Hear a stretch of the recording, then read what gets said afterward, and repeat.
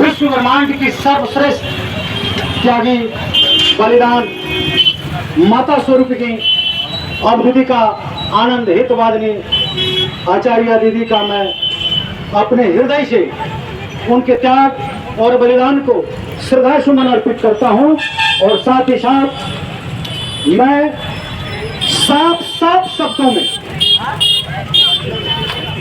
इस विश्व के तमाम जनता के सामने में झारखंड सरकार की नपुंसकता, शोषण विरोधी नीति और एक अत्याचारी चेहरा को आपके सामने रखना चाहूंगा। आनंद मार्ग प्रचारक संघ आत्मोक्षार्थम जगत हिताय की भावना से पूरे विश्व में मानवता की सेवा और कल्याण के लिए जाना जाता है।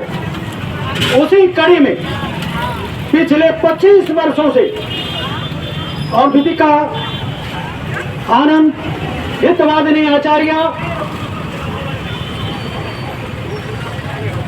दीदी पेटरवार थाना क्षेत्र के अंतर्गत एक सेवा का कार्य कर रही थी धातु में। अभी कुछ दिन पहले से भारत सरकार द्वारा नेशनल हाईवे का प्रोजेक्ट भारत माला के नाम से उस होकर पास कर रही है। मैं ये बताना चाहता हूं यहाँ के तमाम जनता जनार्दन को और इस सोई हुई सरकार को, जिस ब्रह्मचारिणी सत्य निष्ठा पर अपने जीवन को आधारित करने वाली सन्यासिनी ने अपना जीवन न्यौछावर कर दिया, उसके लिए जमीन दौलत और कोई मायने नहीं रखता। लेकिन अन्याय के विरुद्ध लड़ना उसका धर्म था।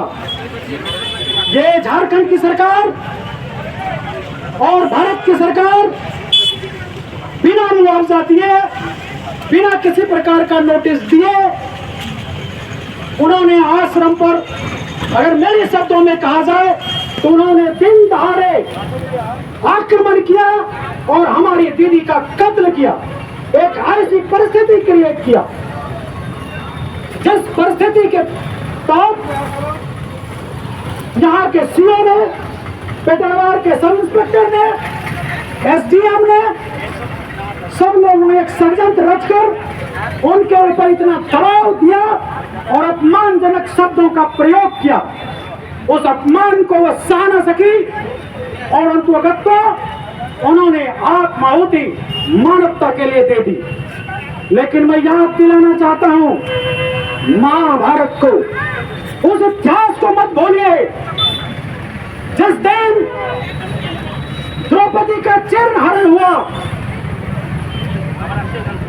और पूरी मानवता यह सोच रही थी कि द्रौपदी एक महिला है और उसका एक महीने का चिरहरण हो रहा है। नहीं, पूरी मानव जाति के लिए, नारी समाज के लिए अपमान की बात थी। और उसका परिणाम क्या हुआ?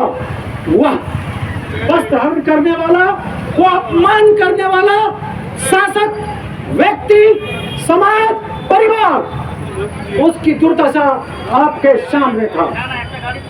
इतिहास गवाह है।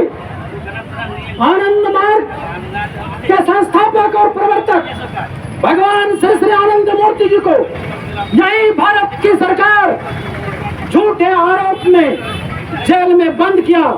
और ये मैं नहीं कह रहा हूं, ये सरकारी रिकॉर्ड कहा जा रहा है कि उनके जहर दिया गया था उनको मारने के लिए, उनको गुंडे भेजे गए थे मारने के लिए पटना के बांकीपुर जेल में। लेकिन आपको याद होगा कि वो आनंद मूर्ति जी उस जहर को शिव की तरह विष समझ कर पी गए और नीलेश्वर बन गए। और उन्होंने अपनी संगठन को जेल से ही पूरे विश्व में फैलाया। तो हम वैसे गुरु का शिष्य हैं जिसको कि पूरी दुनिया की सरकार भी डिगा न सकी। हमारे गुरुदेव का